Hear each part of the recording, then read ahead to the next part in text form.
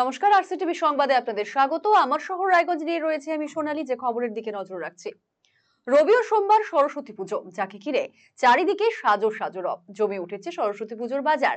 একই ছবি রায়গঞ্জেও, যদিও বাজারে জিনিসপত্রের দাম বেশি হওয়ায় কিছুটা হলেও হতাশা সুর ক্রেতাদের গলায়। দাম দর তো সে ফি বছরই বাড়ছে, স্বাভাবিক, এই বছরও তাই। এবার কিন্তু মানে মানে মনে হচ্ছে একটু অতিরিক্তই দামটা বেশি। বাজারে আজকে প্রথমে ঢুকতেই যেটা পেলাম সেটা হলো পলাশ ফুলের দাম। আগের বারে কম পেয়েছিলাম, এবারে 50 টাকা বলছে। তা কম বেশি মিলিয়ে আমাদের বাজার তো করতেই হবে, বাড়িতেও তাই। কারণ হচ্ছে আপনার আপেলের দাম বেশি হবে। আপেল স্টোরে হবে, হিমঘরের আপেল স্টোরে যারা আছে, স্টোরে আপেল দাম বেশি হবে, অর্ধেক পচা অর্ধেক ভালো।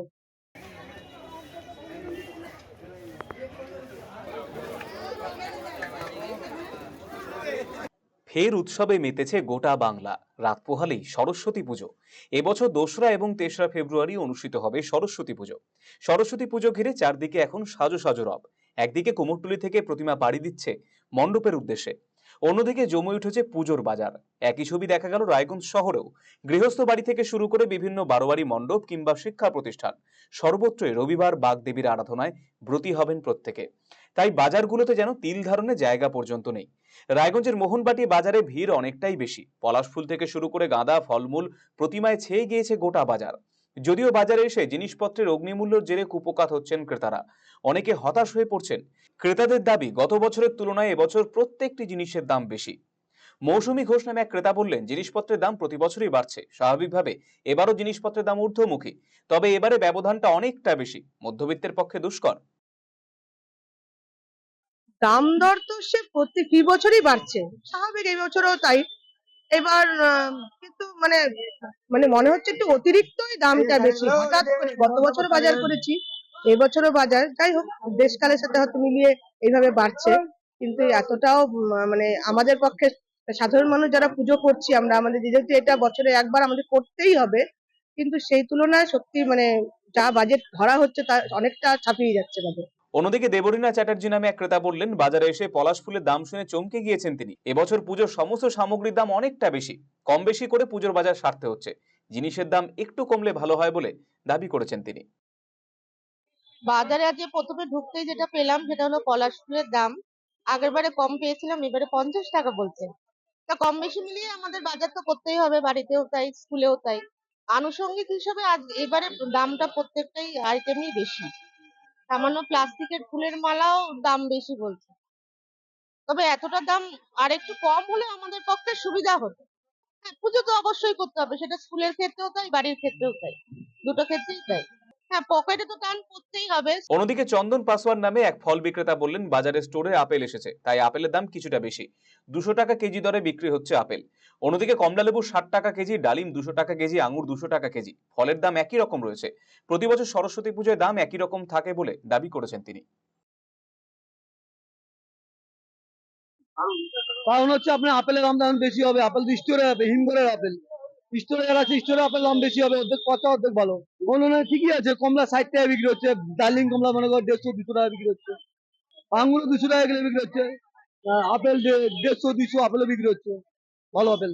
না না, একই দাম, একই রকম চলছে, প্রতি বছর তাই হয়। পূজার সময়, সরস্বতী পূজার সময় বাজারে এরকমই থাকে। আরসিটিভি সংবাদ, রায়গঞ্জ। পড়ুয়াদের বিজ্ঞান মনস্ক করে তুলতে বিশেষ আয়োজন করলো রায়গঞ্জের ঐতিহ্যবাহী সেন্ট জেভিয়ার স্কুল। শনিবার এই স্কুলে বিজ্ঞান বিষয়ক প্রদর্শনীর আয়োজন করা হয়। বহু পড়ুয়া এতে অংশ নিয়েছে। এই আকর্ষণীয় প্রদর্শনীকে ঘিরে পড়ুয়ারা বেশ উৎসাহী। বিজ্ঞানের সুফল এবং তার কার্যকারিতার বিষয়ে পৃথক পৃথক মডেল তৈরি করে তাক লাগিয়েছে পড়ুয়ারা। স্কুলের প্রিন্সিপাল ফাদার দামিয়ান টুডু বলেন, এই প্রদর্শনীতে 35টি মডেল রয়েছে। তৃতীয় থেকে নবম শ্রেণীর পড়ুয়ারা এই প্রদর্শনীতে অংশ নিয়েছে। অনেক বছর পর এ ধরনের প্রদর্শনী আয়োজন হওয়ায় পড়ুয়ারা বেশ উৎসাহী। আমরা এই স্কুলে সায়েন্স এক্সিবিশন হচ্ছে, তো ক্লাস 3 থেকে ক্লাস 9 পার্টিসিপেট করছে স্টুডেন্টরা।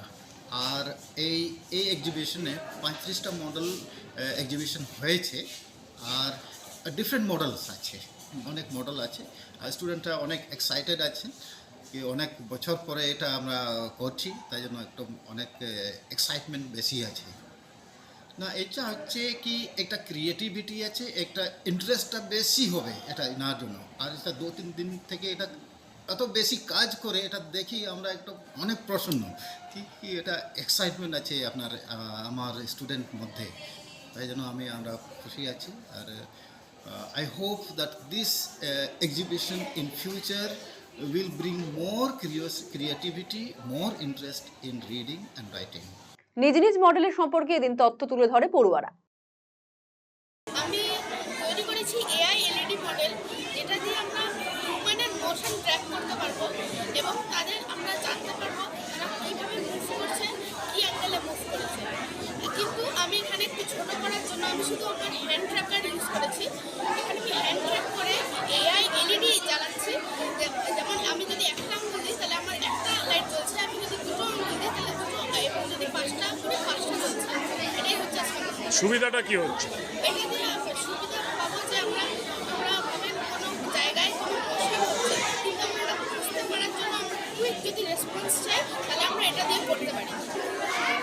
এটা হচ্ছে একটা solar drawing system with automatic head protector.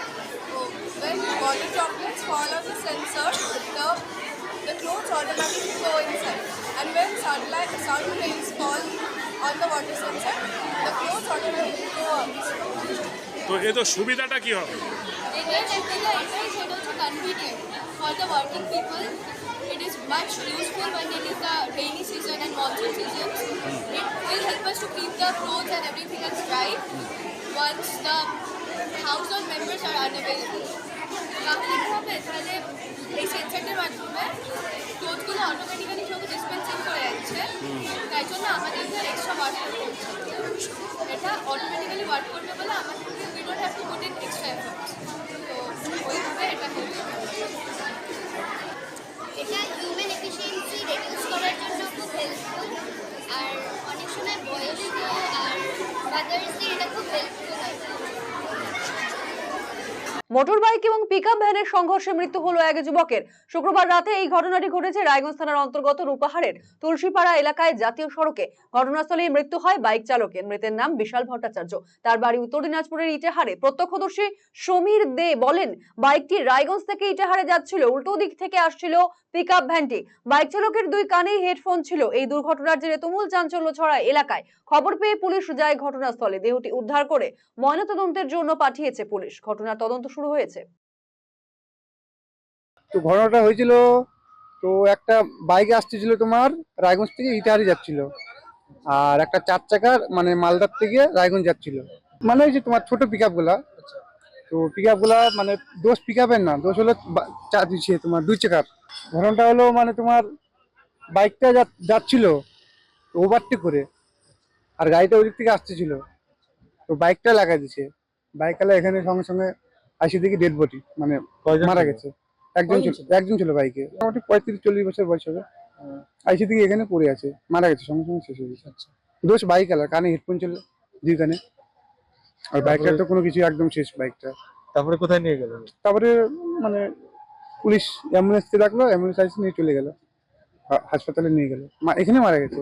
আমার শহর রায়গঞ্জ এখনকার মতো এ পর্যন্তই। পরবর্তী সংবাদের জন্য নজর রাখুন আরসিটিভি সংবাদে। নমস্কার।